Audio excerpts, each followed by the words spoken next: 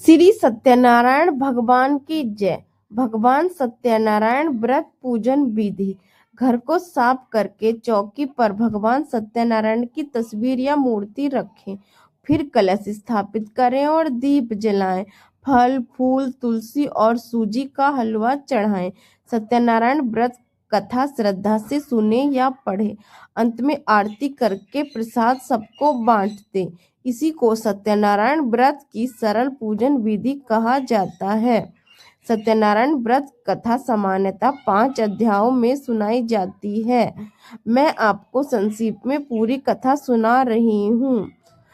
पहला अध्याय। एक बार देवऋषि नारद ने पृथ्वी पर लोगों को दुखी और गरीबी से परेशान देखा। वे भगवान विष्णु के पास गए और पूछा, हे प्रभु, मनुष्य के दुख कैसे दूर हो सकते हैं?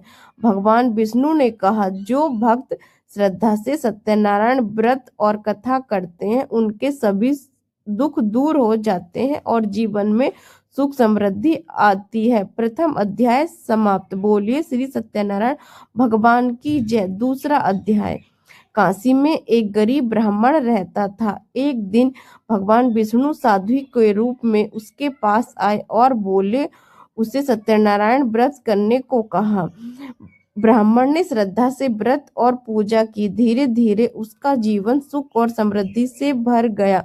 दूसरा अध्याय समाप्त। बोलिए श्री सत्यनारायण भगवान की जय। तीसरा अध्याय।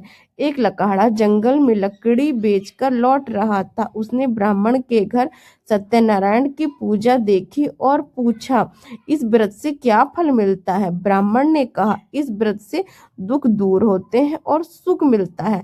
लकड़े ने भी व्रत किया और जल्द ही उसे धन धान्य और सुख प्राप्त हुआ।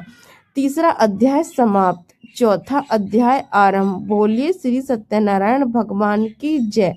एक व्यापारी ने संकल्प किया कि वह सत्यनारायण व्रत करेगा, लेकिन बाद में वह व्रत करना भूल गया।